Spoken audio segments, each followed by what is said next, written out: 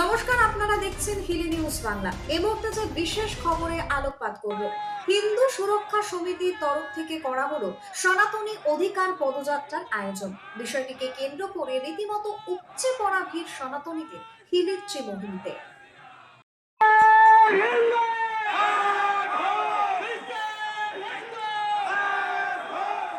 দক্ষিণ দিনাজপুর জেলার হিলি ব্লকের ত্রিমোহিনী এলাকায় হিন্দু সুরক্ষা সমিতির উদ্যোগে অনুষ্ঠিত হলো সনাতনী অধিকার পদযাত্রা। শুক্রবার সকাল 11টায় ধলপাড়া থেকে ত্রিমোহিনী হাসপাতাল মোড় পর্যন্ত অনুষ্ঠিত এই পদযাত্রায় অংশ নেন বহু মানুষ।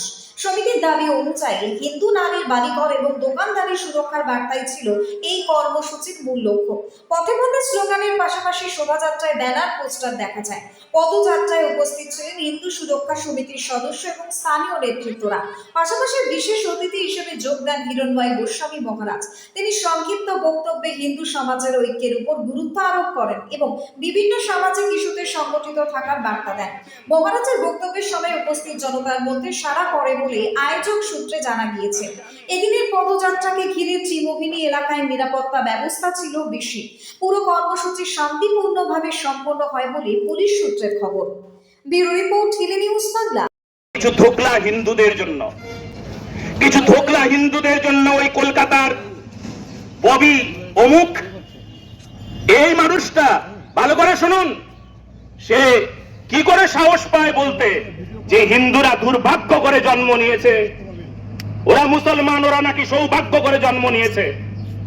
এ কি জাতি বিদ্বেষ নয়? এ কি আমাদের উপর আক্রমণ নয়?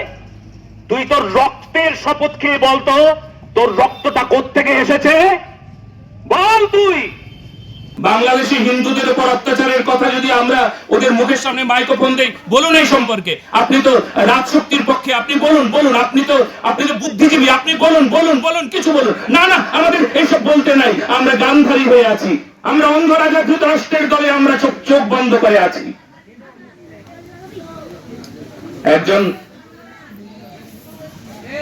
একজন হিন্দু কাকে সমর্থন করবে বলুন তো দেখি?